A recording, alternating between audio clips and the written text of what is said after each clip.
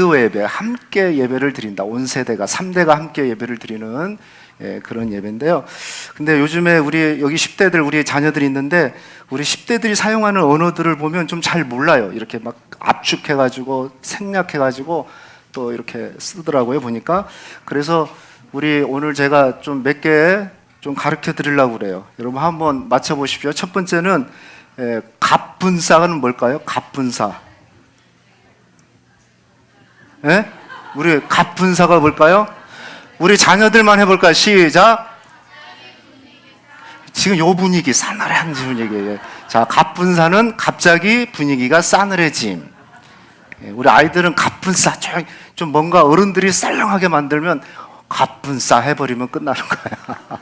예, 그 다음에 또 하나는 갈비. 갈비는 뭘까요? 갈비, 고기가 아니에요. 갈비는 뭘까요? 우리 자녀들 해볼까요? 시작. 이건 갈수록 비호감. 갈비 하면은 갈수록 비호감. 자, 무지개 매너. 무지개 매너는 뭘까요? 무지개 매너. 자, 우리 모르시겠죠? 우리 자녀들 해볼까요? 시작. 누구야? 어디서 있어? 너 거기서 보고 있잖아. 승우 앞으로 나와. 아니, 여기 오는 게 아니라 그 방에서 나오라고, 아빠 옆에서. 예. 무지개 매너는 무지개 매너 없다. 예. 그 다음에 최애. 자, 뭘까요? 최고로 좋아하는 거. 시존. 취향 존중. 잘하시네. 예. 자, 그 다음에 솔까. 예, 이거 좋아요. 솔직히 까놓고 말해서. 예, 솔까가 애들은 길게 얘기 안 하고요. 솔까 하는 거예요. 솔까. 그 다음에 패완얼. 누구야? 예, 이건 자, 우리 자녀들만 해볼까? 시작. 그래요. 패션의 완성은 뭐다? 얼굴이다. 예. 그 다음에 열폭. 예? 열등감 폭발. 예, 열폭이라고 그래요. 이건 자, 조용하세요. 우리 자녀들은. 우리 어르신들만 이거 모르면 안 되는데. 버카. 버스카드를 버카라고 그래. 길게 안 해. 버스카드라고 해. 버카 주세요, 엄마. 그래. 예. 그 다음에, 이제 세 개인데요. 제일 예. 세상에서 제일 예쁘다. 그 다음에 이거 어른들만 해보세요. 볼매. 그걸 어떻게 아시네요? 예. 자, 여기까지인데, 제가 이거 하면서 제가 하나 만들었어요. 예. 아시는 분은 손을 살짝만 들어보세요. 말하지 마요. 말하면 안 돼요. 쉿. 아니, 아직 안 했는데. 자, 나왔어요? 자, 하체걸.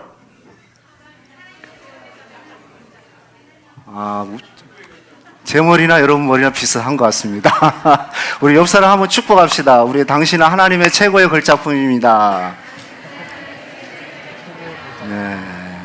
하나님의 최고의 걸작품. 맞습니까? 예, 여기 계신 모든 분은 하나님이 유일하게 만드신 최고의 걸작품이에요. 꼭 잊지 말기를 주의 이름으로 축복합니다. 자, 오늘은 이제 팔복.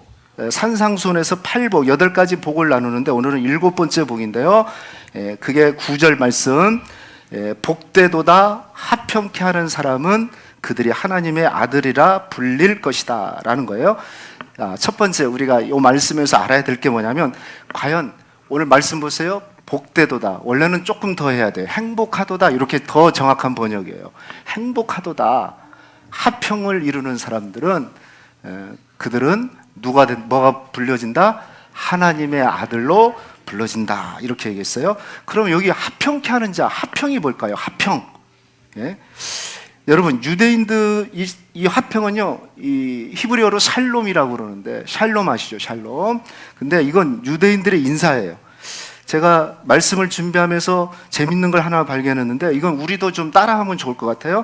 유대인들은요, 인사를 할 때 식탁에서 인사를 하면 만약에 식탁에 그 음식 중에서 머리가 올라와요. 생선 머리가 올라오고 뭐 고기 머리가 올라온다. 심지어 멸치 머리가 올라와도 엄마 아빠가 어떻게 또 가족이 어떻게 인사를 하냐면 그 머리를 보면서 인사를 한대요. 어떻게 할까요? 머리가 될지언정 꼬리가 되지 말아라, 이렇게 인사를 한대요. 참 지혜롭지 않아요? 예? 머리만 보고도 머리가 될지언정 꼬리 되지 마라, 이렇게 인사를 한대요. 예. 자, 그와 마찬가지로 이 화평이란 말은 샬롬인데요. 이것은 그냥 우리나라 말로 하면 안녕하세요, 이런 거예요. 예전에 우리 동네 시골에서 보면은 아침에 딱 일어나서 길을 가다 보면 동네 어르신들을 보면은 밤새 평안하셨어요? 밤새 무슨 일 없으셨어요? 잘 주무셨어요? 진지 드셨어요? 요 얘기인데, 예? 유대인들은 그런 인사를 어떻게 한다고요? 샬롬 그래요. 우리 샬롬 인사 아시죠? 샬롬. 옆 사람한테 한번 샬롬 해볼까요? 샬롬. 그런데 그냥 이름만 알고 있으면 샬롬이고 조금 친하면 어떻게 해야 돼요? 샬롬 샬롬. 야, 이 사람은 내 가족과 같은 너무 친밀한 사람이다. 그러면 어떻게 해야 돼요? 자, 우리 옆 사람 얼굴 보고 판단하세요. 이름만 안다 그러면 샬롬하고 그냥 조금 친한다 그러면 샬롬 샬롬. 가족이다 그러면은 어떻게 해야 돼요? 샬롬 샬롬. 자, 같이 한번 인사합시다. 시작.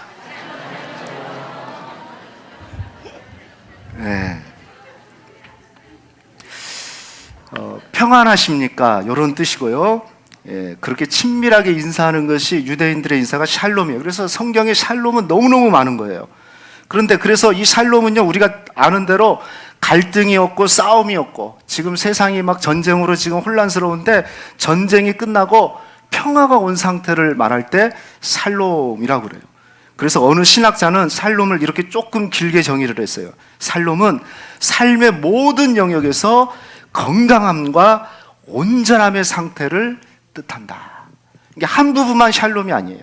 우리의 모든 삶의 모든 영역, 몸, 마음, 영혼, 환경, 국가, 환경, 무슨 상황, 이런 모든 영역에서 건강하고 온전한 상태를 얘기할 때 샬롬. 그리고 또 샬롬은 축복의 언어예요. 샬롬 했을 때 그렇게 건강하기를, 온전한 건강이 있기를 원합니다.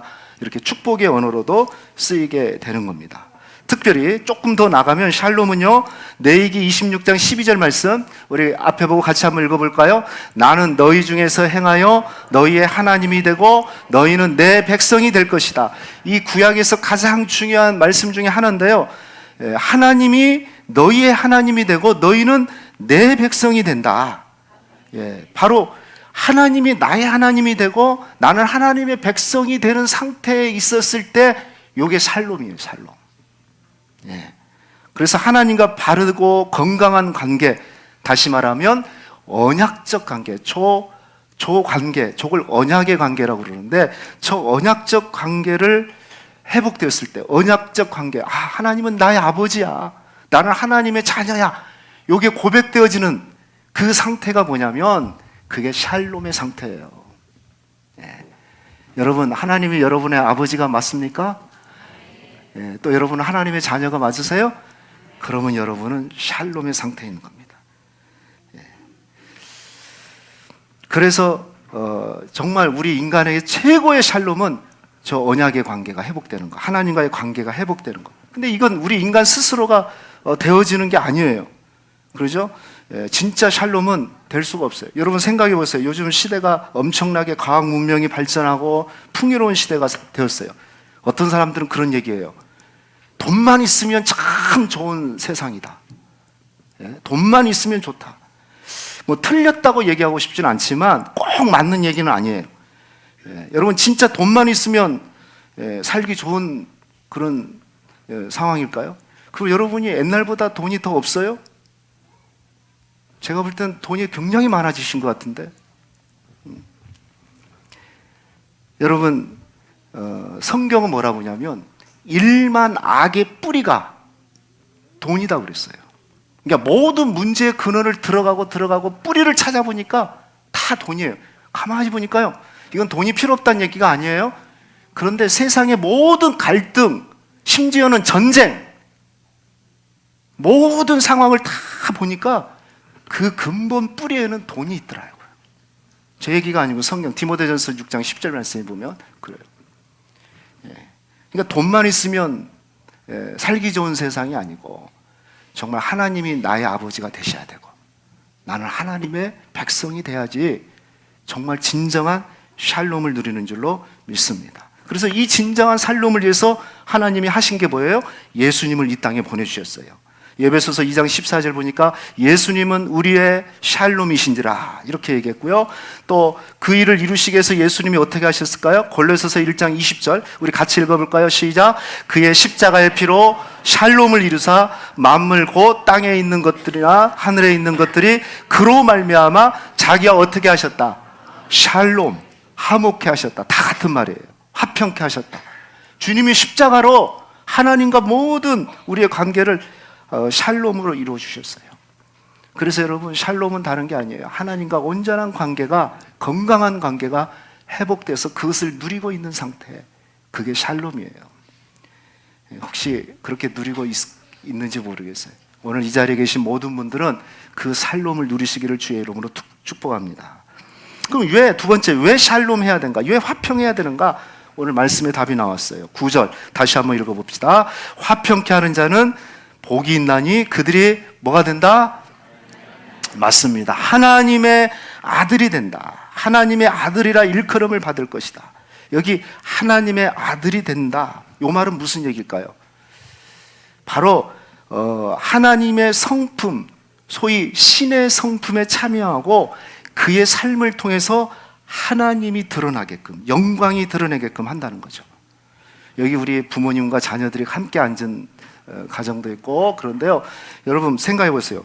자녀들은 누구를 가장 닮을까요? 예? 내가 어려운 거 물어봤습니까 지금? 자녀들은 누구를 가장 닮아요? 안 닮았으면 좋겠죠. 그래서 대답을 안 하시는 건지. 당연히 부모님이에요. 얼굴도 닮고 말하는 것도 닮고, 제가 보니까요, 걷는 것도 닮아요. 외모뿐만 아니라 심지어는 성격도 닮아요. 근데 문제가 뭐예요? 좋은 것만 닮으면 좋겠는데 안 좋은 것도 닮아요. 어쩔 수가 없어요. 그래서요, 아들에게는 아버지의 모습이 대부분 있고, 또 딸에게는 누구의 모습이 있어요? 엄마의 모습. 딸만 둘이 있는 데는 어떻게 해요? 또 그 딸에게도 아빠의 모습이 있는 거예요. 자, 이 말은 무슨 얘기냐면 똑같단 말이죠. 하나님의 아들이 된다는 것은 우리가 하나님의 성품을 담고 또 우리의 삶을 통해서 하나님이 드러내게끔 하신다는 거예요. 저 아들 보니까 아이고 아버지가 생각난다. 그것처럼 하나님의 아들이 된다는 것은 하나님이 보이는 거예요. 하나님의 영광이 드러내는 거예요. 그리고 하나님의 아들이 된다는 것은 두 번째는 뭐냐면 하나님의 아들이기 때문에 하나님의 상속자가 된다는 거예요. 상속자. 로마서 8장 17절 말씀 보니까 자녀이면 또한 상속자 곧 하나님의 상속자요 그리스도와 한 상속자가 된다. 아들이면 상속자인데 누구의 상속자라고 그래요? 하나님의 상속자. 우리가 하나님의 아들이 되면 하나님의 상속자가 돼. 여기 그리스도와 함께 한 상속자, 정확하게 이것을 번역하면 그리스도와 공동 상속자. 놀랍지 않습니까? 우리를 그리스도 반열 위에 올려놔서, 예수님 반열 위에 올려놔서 예수님의 상속, 하나님으로 받는 그 상속을 우리도 동일하게 받는다는 거예요. 그만큼 우리를 사랑한대요. 요즘은 이 세상은 상속받으면 상속세를 내야 되는데 하나님께 받은 상속은 상속 세금도 안 내요. 그냥 하나님 나라를 누리는 거죠. 그래서 하나님의 아들이 된다는 것은 하나님의 영광, 하나님이 반영되고 투영돼서 드러나게끔 하고 하늘의 기업, 상속을 받게끔 한다는 겁니다. 자, 그런데 다시 한번 이 말씀을 보면요, 하나님의 아들이라 일컬음을 받는다고 그랬어요. 일컬음을 받는다. 이게 좀 어려운 말, 시제를 보니까 이 동사가 미래형이고 수동형이에요. 무슨 얘기냐면 누군가에 의해서 불리움을 받는다는 거죠. 자기 스스로 나 하나님 아들이야 이렇게 되는 게 아니고 화평케 하는 자를 딱 보니까 저 사람은 하나님의 아들이 맞네 이렇게 불러진다는 거예요. 그럼 누가 하나님의 아들이라고 우리를 불러줄까요? 가장 먼저는 하나님이 불러주시는 거예요. 샬롬을 누리는 자, 화평케 하는 자는 하나님이 그래 너 내 아들 맞다 이렇게 하나님이 불러주시는 거예요. 근데 샬롬을 누리지 않아요. 늘 분쟁하고 싸우면 어떻게 될까요? 네가 어떻게 그러면서도 하나님의 아들이냐 이렇게 말씀하는 거죠.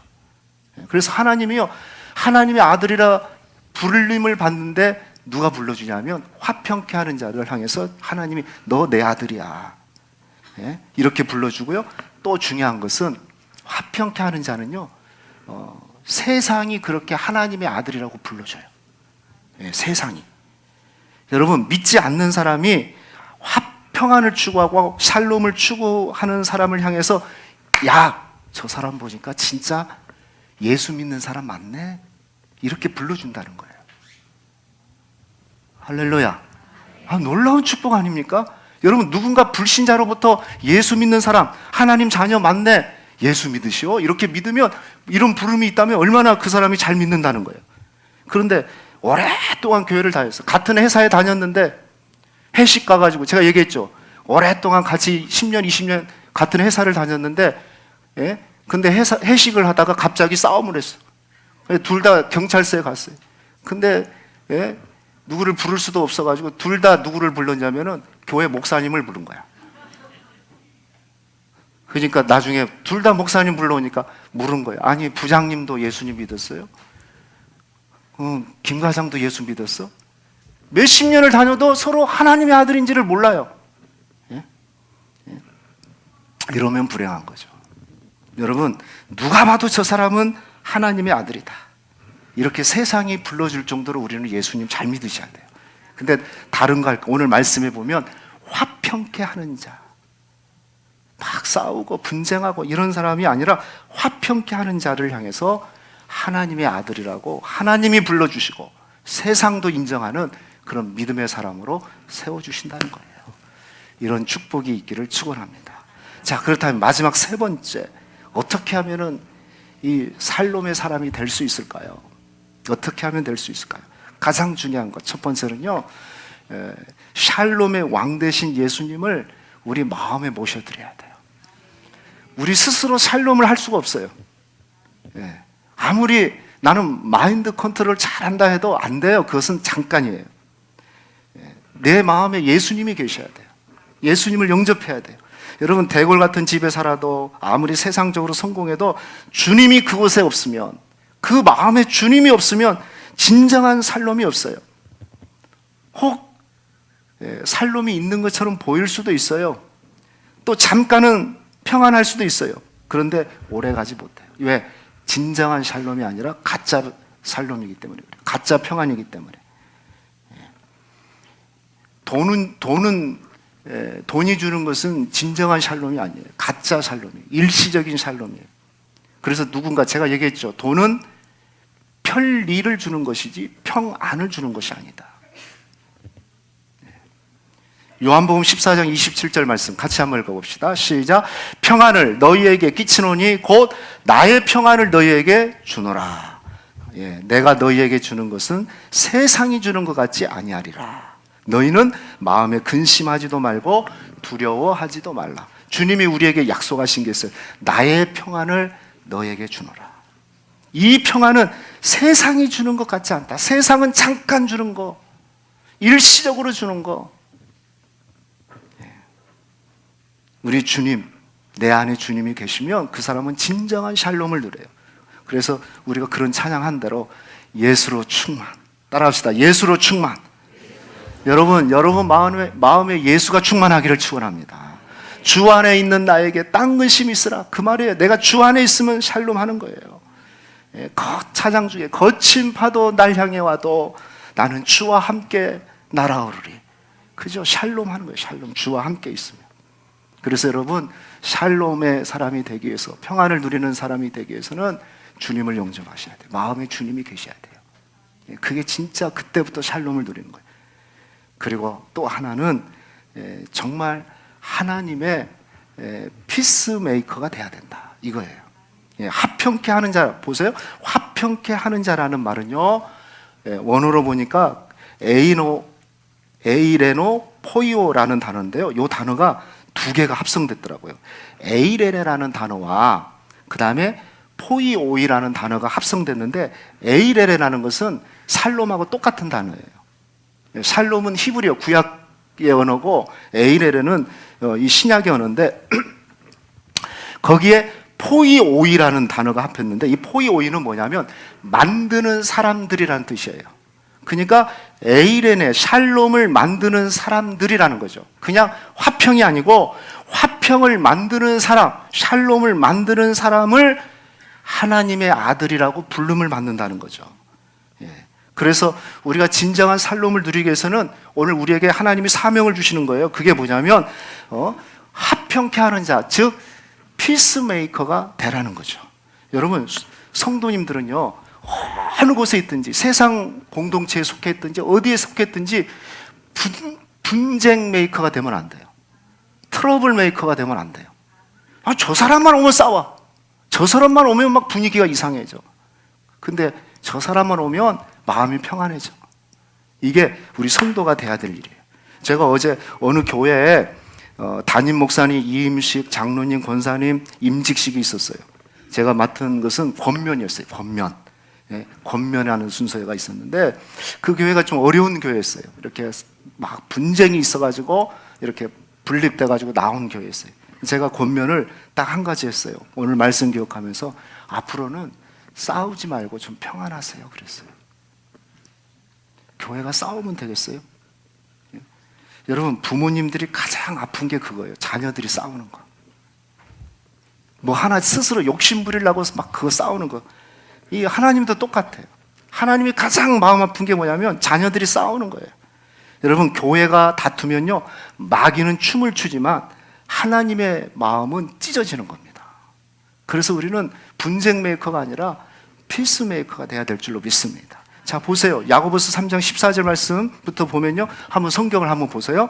자, 너희 마음속에 독한 시기와 다툼이 있으면 이것은 땅의 것이요, 정욕의 것이요, 뭐의 것이다?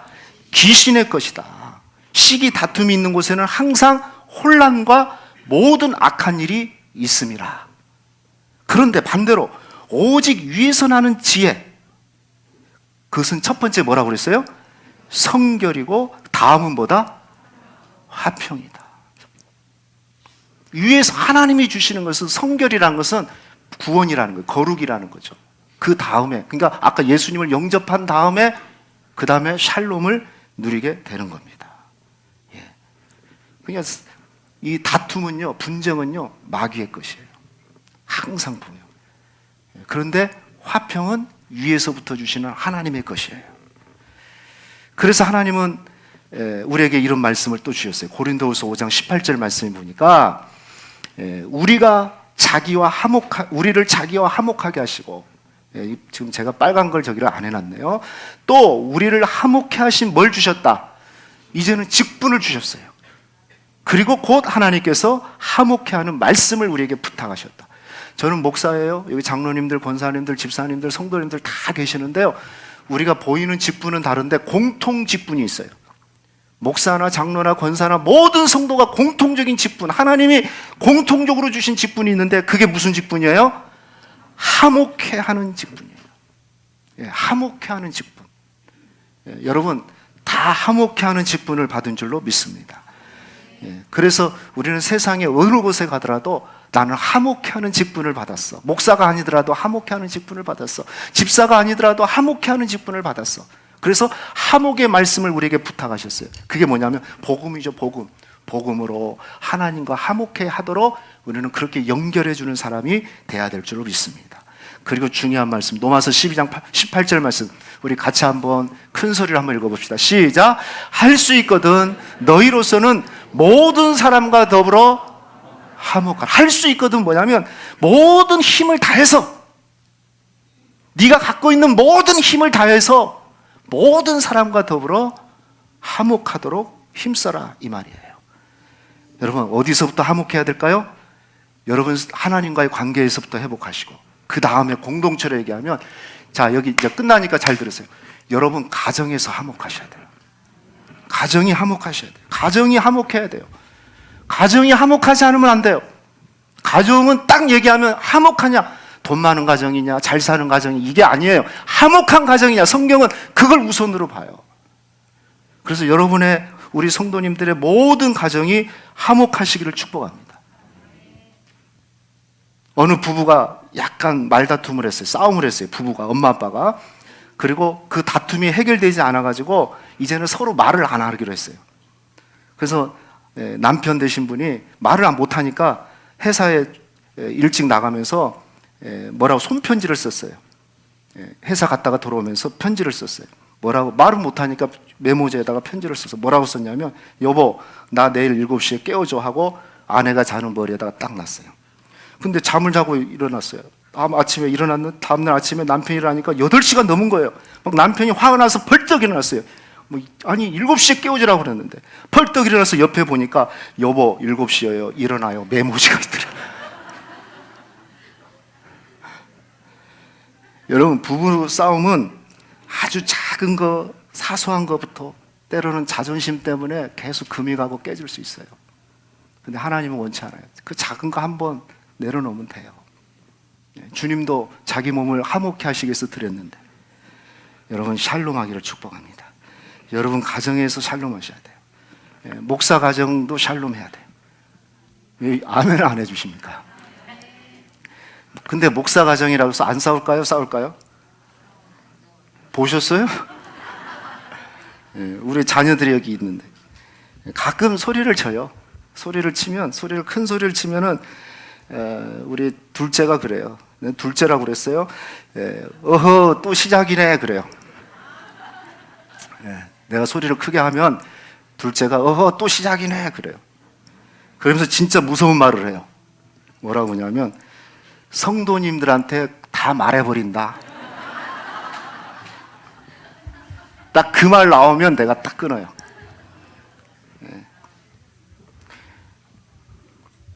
제가 고3이라서 고3이 지나가기를 바라고 있습니다. 지금.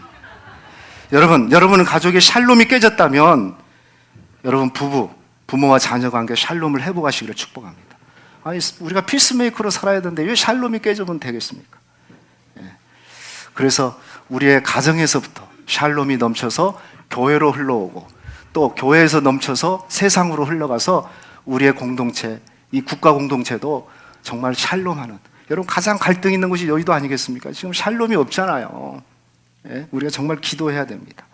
말씀 맺겠습니다. 저는 진심으로 소망합니다. 우리 이 자리에 있는 모든 성도들이 샬롬하시기를 축복합니다. 그리고 우리 사랑하는 성도들 가정이 정말 샬롬하기를 축복합니다. 그리고 여러분을 통해서 여러분이 속해 있는 세상 공동체, 어떤 공동체도 여러분으로 인해서 하나님의 샬롬이 들어가기를 축복합니다. 그리고 정말 우리 사랑하는 우리 대한민국, 우리 조국 대한민국도 정말 샬롬 공동체가 되기를. 여러분, 세상 지금 러시아, 우크라이나 전쟁이 일어나니까 얼마나 불안합니까? 우리나라는 지금 전쟁, 북한이 있잖아요. 진짜 하나님께서 이 민족 가운데 샬롬을 허락하셔야 돼요. 평안을 허락해 주셔야 돼요. 샬롬 하시기를 주의 이름으로 축원합니다.